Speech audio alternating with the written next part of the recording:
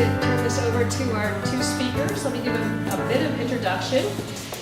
Jonathan Katz is a partner at Accom Healthcare, and he has a deep passion, as he says, for branding, as is evidenced by his style in leading brand workshops and strategy sessions for their clients. For more than 25 years, he has been working closely with clients within the biotechnology, pharmaceutical, and medical device markets to bring their corporate, product, and service brands to life in a compelling manner.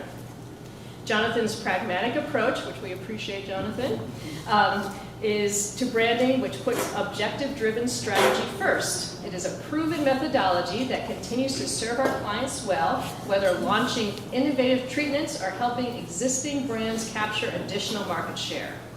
Before joining Accom Healthcare, Jonathan was the co-founder of Braithwaite and Katz, a firm dedicated to providing strategic public relations counsel. And then Mary Shields is the founder of Shields Design Studio, which is a company that uses as a vehicle to cultivate and apply intelligent design, which we always appreciate is intelligent design, which is branding that is not only distinct but effective because it is aligned with your strategic objectives. For more than 2 decades, her leadership of the studio has resulted in an impressive client roster in the healthcare, technology, sports, entertainment, nonprofit, and retail industries, and that covers just about all of us in this room. Her broad experience, collaborative approach, and direct involvement energizes a talented team of design professionals that excel at communication across traditional and online channels. So please help me welcome Mary and Jonathan.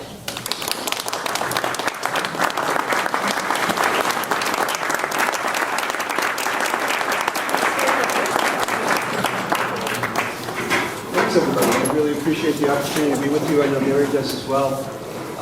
And actually, we'll go quicker. We'll give it a whirl. Thanks. So I am Jonathan Katz. This is Mary Shields.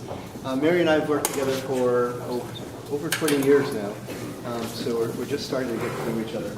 And we were thrilled to be able to come up and talk with you today about branding and really make it hopefully something useful to you for your own businesses and your own enterprises. And so I'm going to go through some slides today, but I'm really hoping that what we can do is have some time at the end to be able to answer any kind of questions that we might have and make it an open session. The most common misperception around branding is that a brand is a logo. And branding started, the word brand started back with cattle. People branding their cattle with the name of their ranch. So, it's very logical. You put a mark on something, you've created a brand. All of these are marks or logos, and we can see that many of these are so well known that even, Starbucks or Apple and what have you, that the mark is so strong that we don't even need language to say, oh, that's Apple, or oh, that's Nike, or whatever. So there's something that is really well worth the investment in creating a mark, but this is not what a brand is. It only represents a brand. So if it's not a logo, what is a brand? So the opportunity with branding is to create a meaningful experience. And so this is sort of when Laurie, thank you, gave my introduction. I said I'm sort of a pragmatist, and I pride myself on that when it comes to branding, because there are a lot of folks in branding that take very different approaches. And so often when I'm asked to lead a workshop, people will say, well, we had a company come in and they said, well, they said that if our brand were invited to a cocktail party, what would the personality of the brand be? Or, what kind of animal in a zoo would the brand represent? And there's nothing wrong with those approaches, but I take a much more pragmatic approach. And ultimately, to me and to my company, what a brand is all about creating a meaningful experience. And that experience can take place with lots of different people and lots of different audiences in lots of different ways. And we'll talk a little bit about that today. So, why brand? There's only one answer to the question. You got the answer right the last time. Why brand? Why do this at all? Anyone? Differentiation. Differentiation's a great answer, but it's not the answer. I want people to remember you. Remember you? Yeah. That's a good answer too. Advertising. Good answer too. Encourage loyalty. Beg your pardon? Encourage loyalty. Encourage loyalty, a really big part of it, absolutely. So the one answer that we usually give to folks when they're asking, and a lot of people will say, well, you know, I don't have the money to do this, I don't have the money to do that. The one answer that we always give with why brand is to create value. Now value can be a lot of different things. Value to shareholders could mean money. Value to a nonprofit organization could mean loyalty. Value could mean establishing a long-term relationship that you can trust with a brand. So it might be a product brand like Tylenol or Excedrin or something like that that you rely on regularly. You know, why do we sometimes buy the brand name over a generic in the supermarket? Well, we've established a trust with that. We've established a brand experience with that brand that we know that we can come to rely on. And differentiation is a key point to that, and we're going to talk a little bit about that as well. So back in 1970, there were studies that were done, and they approximated, social scientists out there, that we would see 500 ads in a single day. Now an ad could be inside of a bus, it could be in a magazine, it could be on television, but we would be exposed to 500 ads. Today, in 2014, we're up to 5,000 ads in a day, in one day. So when we're driving around the highway, whether we're seeing cars decorated you've probably all seen them wrapped in advertisements and what have you. So it's really quite remarkable the amount of information that we're exposed to now more than ever before. If you go to the supermarket, it bounces up to like 35,000 impressions in one visit to the supermarket.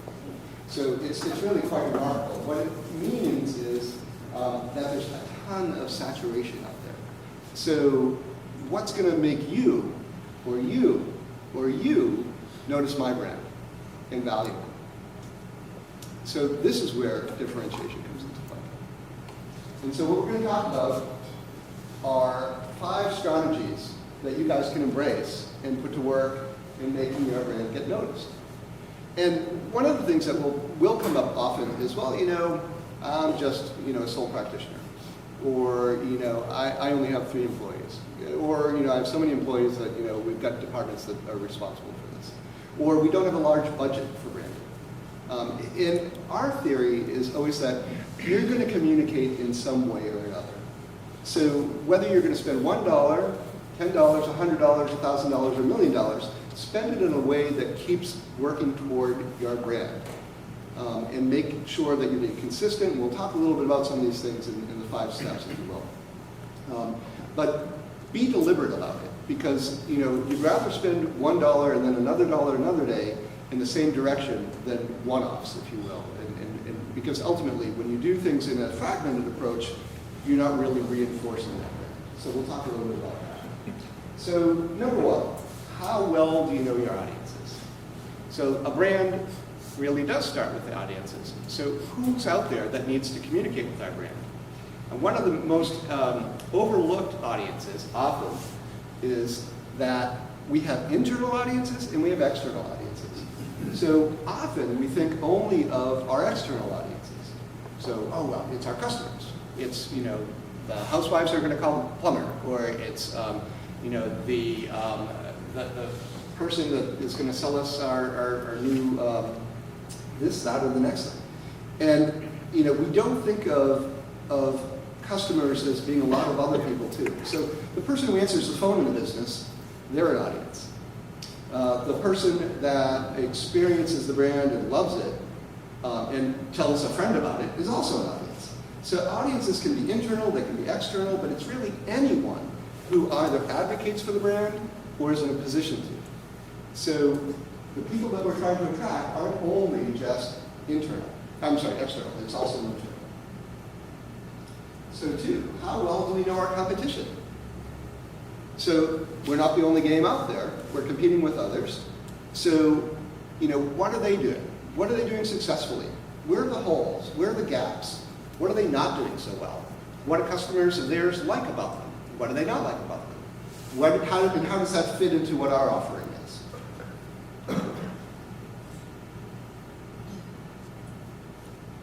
And here's where differentiation comes into play. So what makes us different? And it's a 2-part question, because the first part is what makes us different, but the most important part of the answer to that is why does it matter? So it's not enough to be different for difference sake. It has to be something that really our audiences, internal and external, value. Because if we just are different for difference sake, people might know us, we might be sensational, but we're not going to be building a long-term brand. So we're going to give you examples of some of these things in a moment, but it's really important, and really it starts with understanding not only your audience, not only the competition, but saying, okay, well, what really do we have to offer that's really special, really unique, and that people will value? And that leads to what we call a brand promise. So a brand promise is a paragraph, and sometimes it's a long-winded paragraph, and it doesn't have to be pretty, because it's not going to go in a brochure, and it's not going to go on a billboard, and it's not going to go in an advertisement or anything else. It's an internal document. It's something that you develop for yourself, and this is where the process really starts. And so many times when we're called into a company, we'll have a whole bunch of folks come in, and they'll sit around a table much like they're sitting around today, and we'll ask people to, okay, write down on a piece of paper what you think your company's about. Tell me in one sentence what the company's about. And many times these will be people who sell for the company, or they'll be the leadership of the company, or they'll be the person who's answering the phone for the company every single day. And 9 out of 10 times when we do the exercise, we get back tremendously different answers. And it's really an enlightening experience. And what it means is that the company or the enterprise hasn't committed to creating a clear brand promise. If you don't have a brand promise, and we're going to talk about what that means, then you really aren't in a position to be communicating your brand. It's the heart of what makes branding special. So what is a brand promise? It really starts with that statement that we talked before. It's what makes us different and why does it matter? And the key is, with any good brand promise, is it credible? So, we all love what we do, and we all love what we have to offer, and ours is the best, and we're the best at this, and that's why you should go with us, and that's simply what we're going to tell our customers. But really, from a credibility standpoint, and it's the most important variable in any kind of brand, you have to live up to what you're expressing. So in the brand promise, you want to express what makes you different, and why does it matter. But the other thing you want to do is you want to make sure that you're communicating in your brand promise why people should value you. And you want to be credible about that, because if you set expectations, which is what we're going to be doing in the brand promise, we're going to say, when you drink a can of Coke, it's going to be cold, it's going to be refreshing, it's going to be sweet, and so you're going to be setting those expectations up in your brand promise.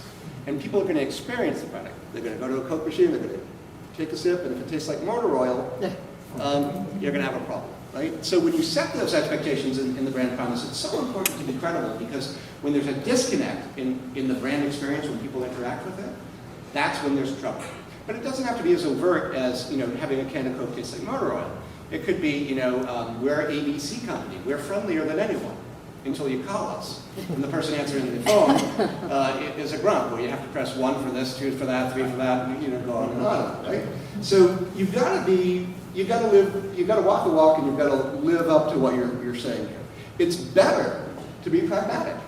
So, if we're aiming here, but we're only here, that's okay. There's nothing wrong with here. Here is valued and unique to our market.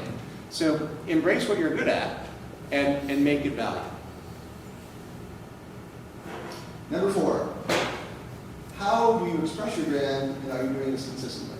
So this also goes back to sort of the budget, right? We all wish we had unlimited funding for our brands, but it's just not that way. So when you communicate your brand or express it, you want to be doing that consistently. So I work for an advertising agency. The most expensive thing you can ask an advertising agency to do? Branding. And the reason is that we do it once, and we do it well, and then we exploit the heck out of it. So you make that investment, and then you exploit that investment across a lot of different things. And I'll show you a few examples of that too.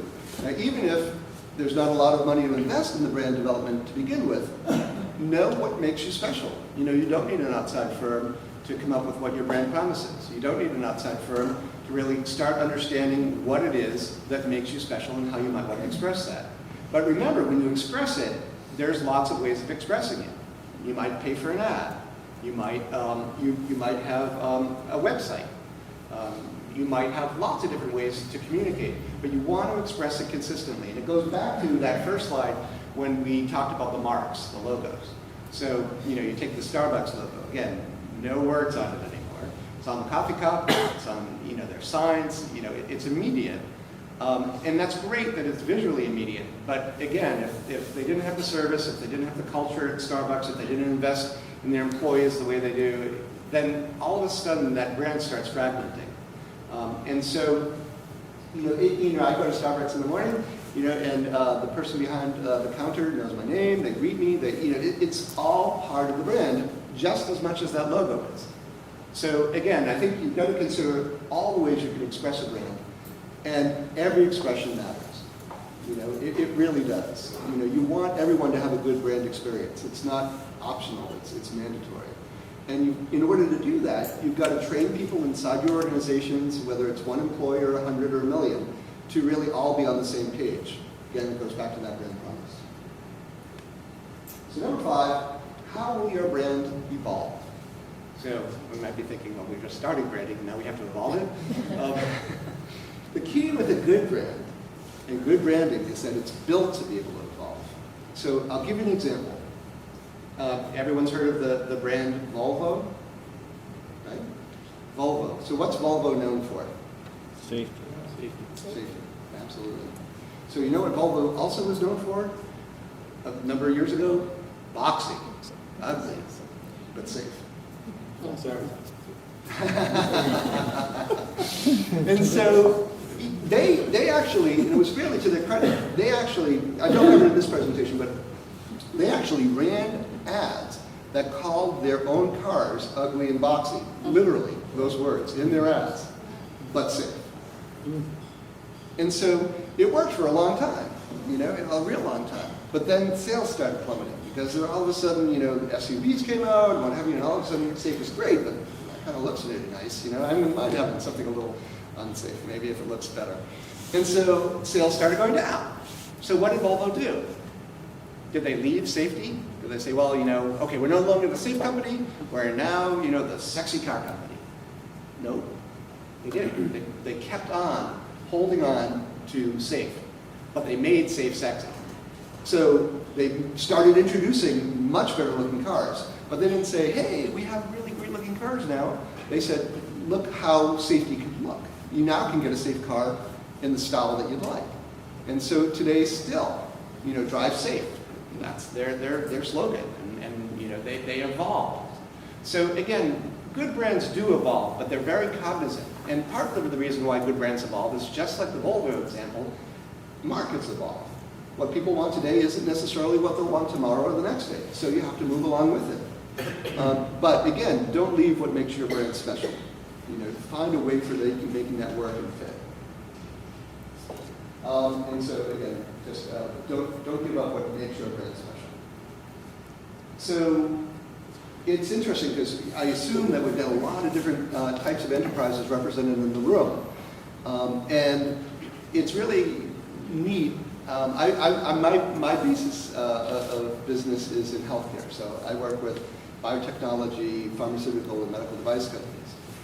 Mary works with us, but Mary also has a whole other base of customers that have ranged anywhere from Disneyland and sports teams, Dunkin' Donuts, you name it. And communities, a whole bunch of things. I'm just going to yell at me later for not mentioning all of them.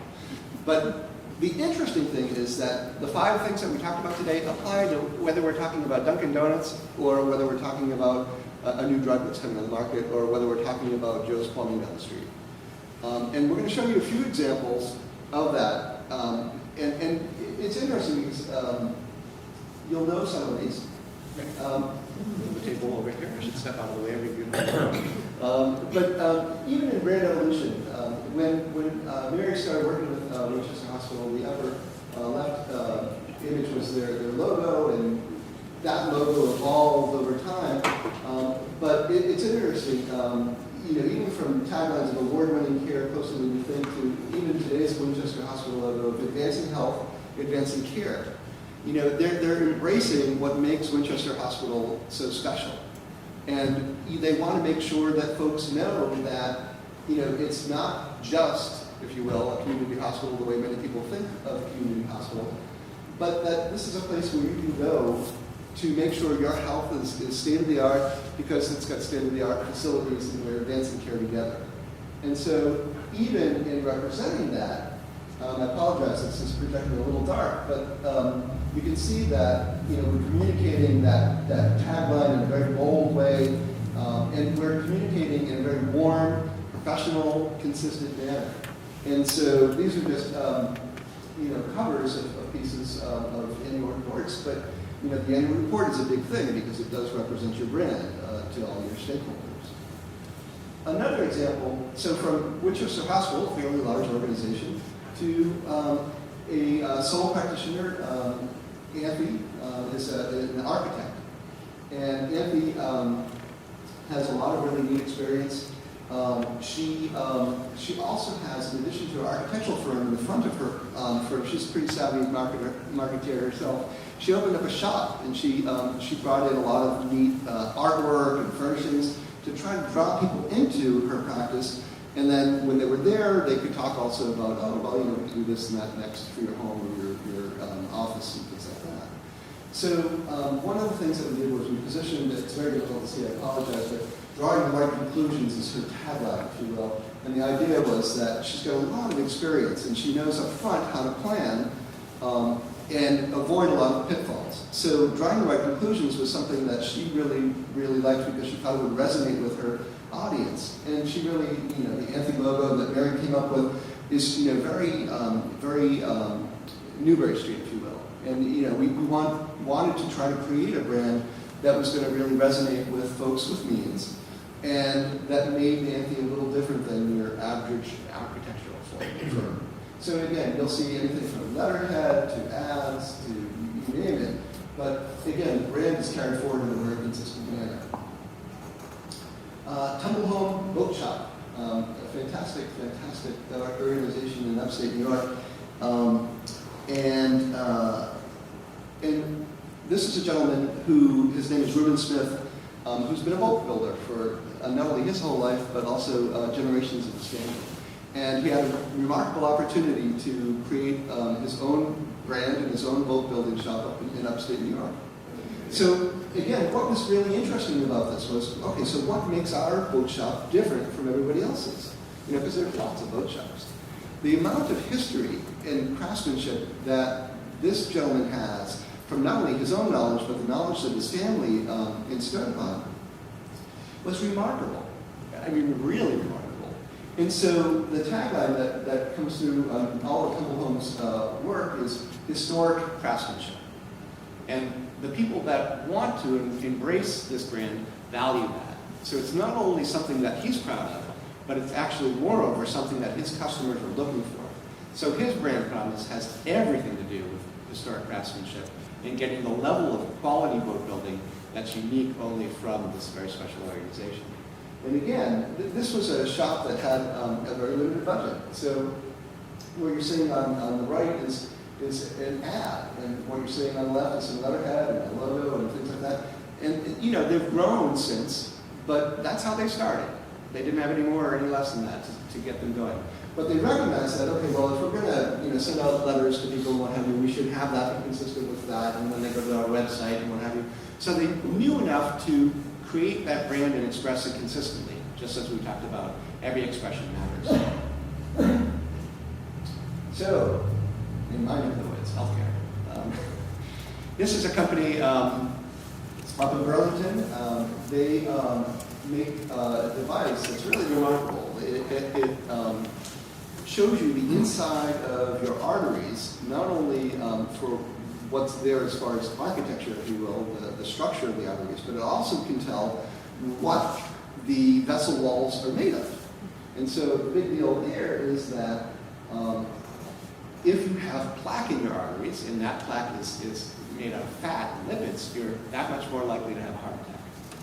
And so what this company is doing is, with this very special catheter that you're seeing, is showing people that there's a new way to assess your cardiovascular health.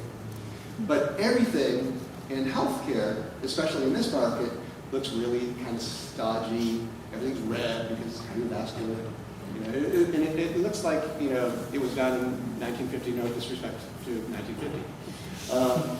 And so one of the things that we wanted to do was we wanted to really freshen it up. And we wanted the communication to be extremely compelling. And what you're seeing over here in the booth is what we put together for a convention. And I remember the director of marketing said, when we presented the idea, he said, "Oh my God, we're going to stand out like a sore thumb. I don't know if we can do that." And I said, "Well, that's exactly why we want to do it." And it was wonderful, because we really did stand out like a sore thumb, but not, again, sensational for sensational sake. Because what we did was the brand reflected the sophistication and the advancement of the technology that we represented. And again, so the brand represented what we had to offer, which had value to our customers. So Alexa, this is a really interesting example. There's, one of the things that resonated when the ceremony started today was talking about public service and community service. One of the reasons why Mary and I feel so privileged to work in healthcare is that we really have the opportunity to make our work matter. And we do a lot with patients, patient organizations, and it's really great when some of the work that we've done has affected someone's life, educating them in some fashion, whether it's doctors or patients. So a company came up to us and said, "We've got a new drug for the treatment of a horrible rare disease called acromegaly." And without going into what acromegaly is, it's a very debilitative, very rare disease.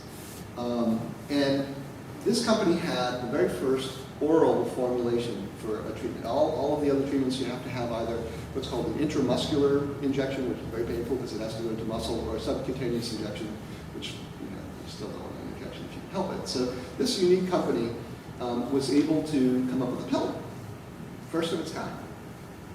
So what's really interesting about that is that this was a small Israeli company, and they wanted to sell the medication to a company in the United States and let them have it and market it. So they invested in branding. And what they had us do is work on 2 brands for the same exact drug. Because what they wanted to do is, with the company that was going to buy them, say, "Look, we've done all this work. It's already branded." They understood that if they branded everything up front, the value of what they would be able to sell would be greater. So instead of getting X many dollars, they would be able to get that much more. So Qualaxa is actually one brand interpretation of this drug. And so you can see that it says the easy choice, and it is extremely easy because it's just a once-a-day capsule versus injections, sometimes more than once a day. And you're seeing website, you're seeing logos, you're seeing names, there's a lot of elements that you're seeing here. But even, I wanted to show you just not only advertising marketing, but all the way down to packaging. So it's not enough that, when you develop your brand, it has to be on the outside surface of advertising. It also actually has to be embraced in what the actual product is. And so that was one approach that we took. And then we took a completely new approach with the second option, which was trailing and everyday simplicity. So again, try to sketch out a part of the market that was really unique to the product, being the first oral dosage form for this awful disease. And so it really does offer hope. So, there's a lot of individualism to this, and that's what's reflected in the logo and the treatments that Mary did, again, all the way down to the packaging. But again, not everybody is a big company. I should let you know that that product was sold to Genentech and was the biggest deal of last year. No other financial deal exceeded that transaction from a company called Chiasma with Genentech. So it worked. And that drug will be on the market shortly. But again, not all companies are big and tremendous and have a lot of means. This is a gentleman, his name is Dustin Bonner, and Dustin started a company called Actuality, and he helps move technologies into the market through consultation. So what we wanted him to do is look bigger than he is. We didn't want to make him look like he's just a one-person shop. And so again, whether it be the website, whether it be his business card, just simple steps, PowerPoint presentation deck, that kind of thing, to give him the means to look as professional as he is and as accomplished as he is. So again, I think that you don't have to necessarily have an army of 12 or 15 or 50 or 100, to look the part that you want to look. And then lastly, but not least, what about nonprofits and philanthropic organizations? In some ways, there's even more value in branding in these organizations because they have less means. So here's Father Bill's, and nobody should be homeless. And the idea of communicating something, even in words that's so powerful and that's something that's so immediate that we can all relate to. No one should be homeless. It's something that we can all identify with, and hopefully it plays into our understanding of compassion and helping our neighbors and what have you. And so, again, the idea is in bringing these 5 principles to life, expressed here, whether you have a for-profit organization or not. And so, the other thing I'd like to sort of close on is define your brand or be defined, and keep listening. The reality is, and it's kind of funny in some ways, is that I say define your brand or be defined, but the reality is that good brands are defined by their audiences anyhow. Because what's going to happen is you're going to experience our brand and you're going to walk away with an impression. And whatever that impression is, that's going to start contributing to the view of the brand and the reputation of the brand.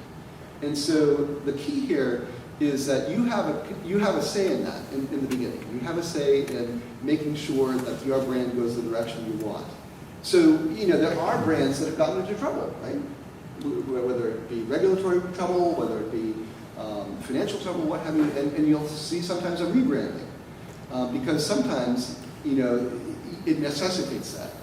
But up front, early on especially, do the work up front to know what makes your brand special, what makes it unique, and then celebrate that brand in a meaningful way with your audiences, internally, externally, and then carry it forward. So with that, happy to take, and Mary as well, any kind of questions and answers that you may have, we're happy to address. And thank you very, very much for your time today.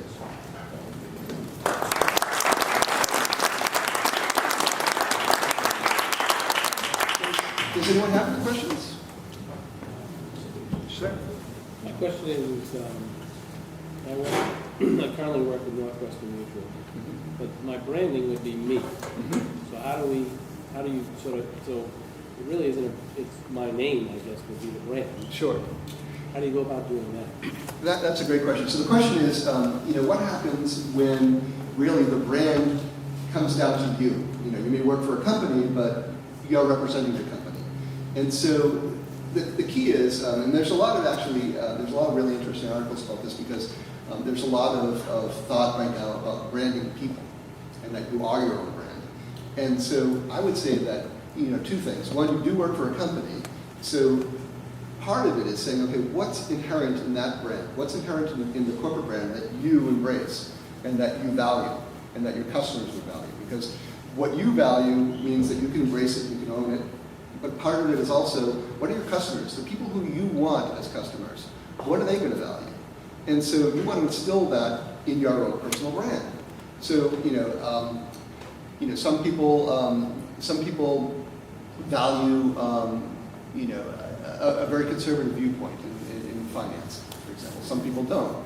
So, even in financial planning, for example, you'll have people who will brand themselves as really aggressive investors, or some who are very safe and sure and stay the course. So it's really understanding what your customer base may want and putting that into your presentation.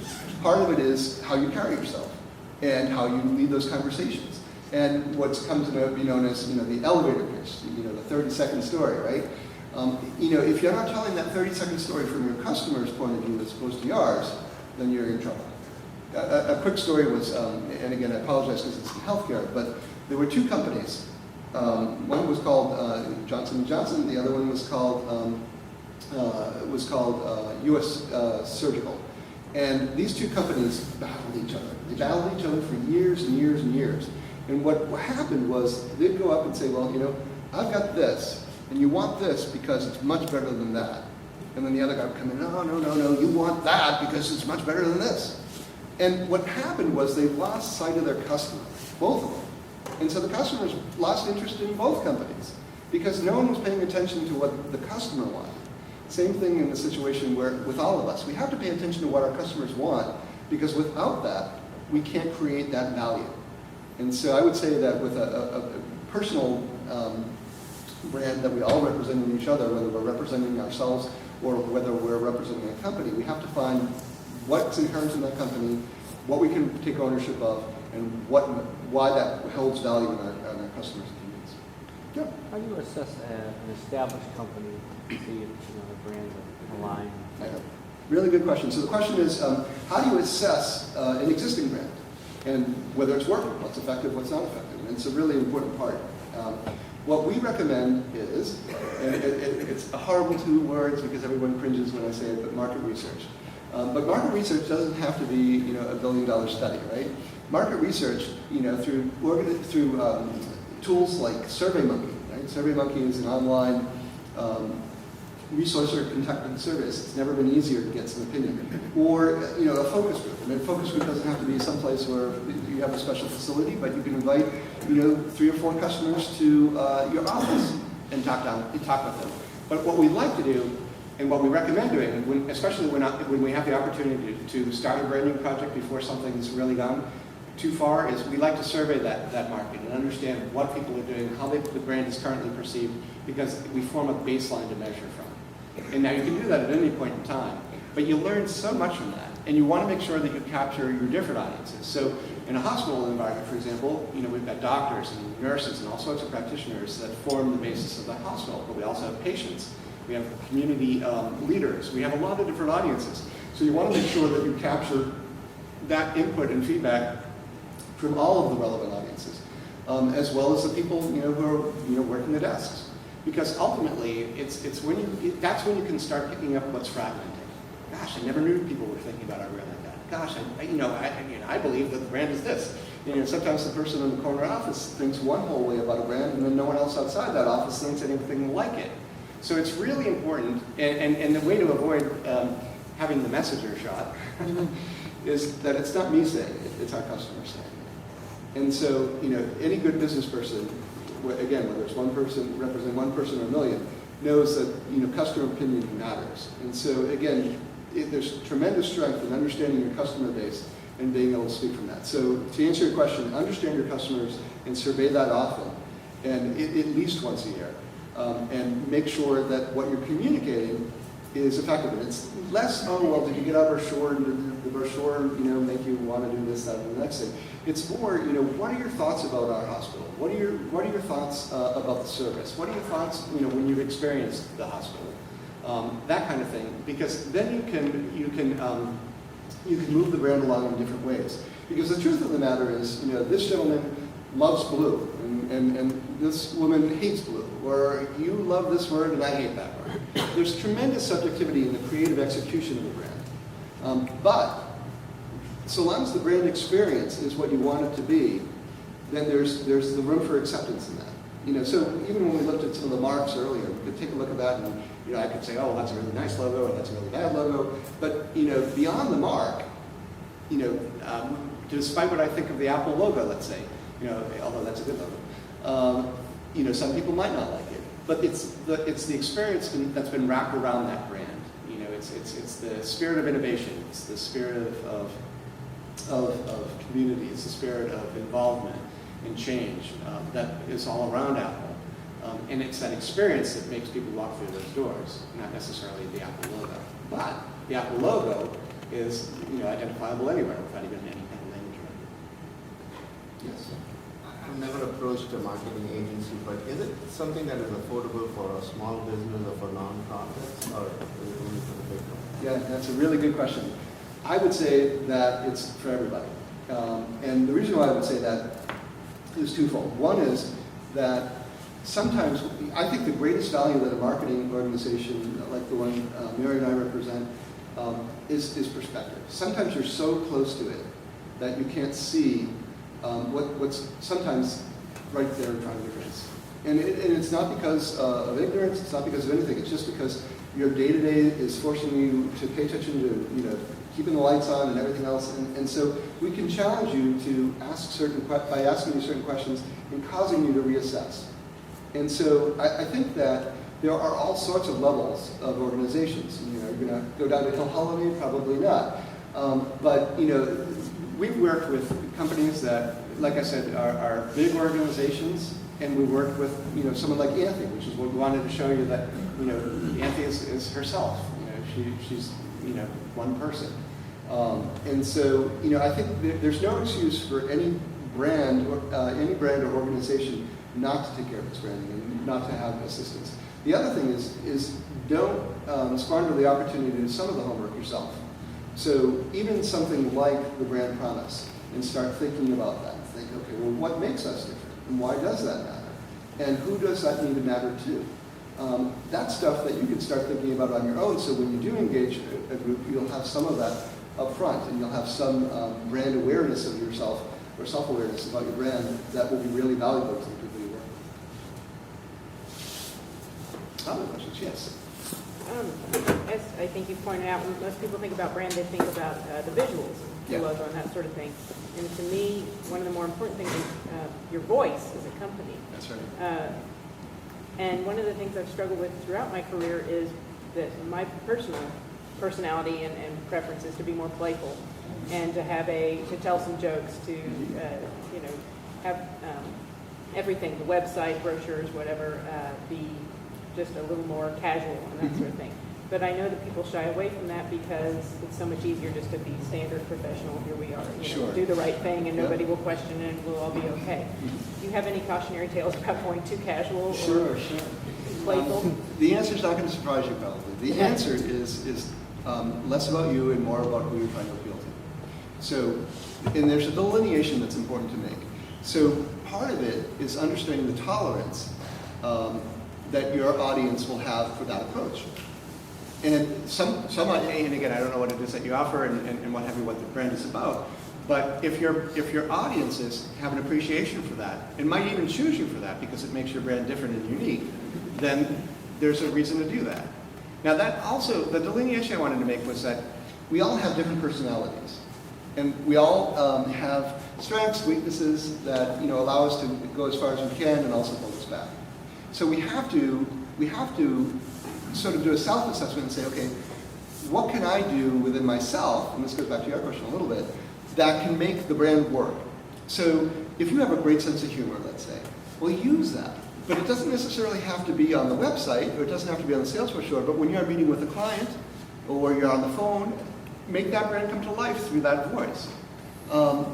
Humor is tough, I will say that, because it's not easy, because everyone's sense of humor and tolerance for it is different, and also depending on the market that you're in, there's great variation for it. So, in the world that I work in healthcare, we really shy away from it, because the work that I'm doing is with people that have horrible diseases, and so not a lot of room for humor. But when I'm talking with a patient group, I'd like to joke, so I'll joke around, and I'm not going to make fun of their disease, obviously, but I'm going to make sure that they understand that I'm a person. And, when I go to a patient group, just a small example, right? When I'm working with a bunch of patients, I'll never wear one of these or one of these, because it's intimidating. Who wants to sit across it from a suit? No disrespect for anyone wearing this.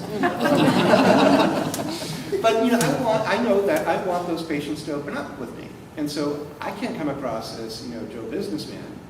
I have to come across as Joe Friendly, and I want them to know that they can share their feelings with me, and that they can trust me, and that I'm going to share with them back. But when I'm presenting back what I've learned in a boardroom, and I'm not joking around as much then, because the people aren't wanting that. They're not expecting me to joke around there. They're expecting me to deliver what it is that I was sent up to learn. So I think that, it's the same person, it's the same me. I'm knowing my audience, and I'm making sure that my audience understands what it is that, I'm understanding what they're looking for, and I'm understanding what I'm looking for, and I try to make that work with my own personality as well. Other questions? All right. Well, thank you.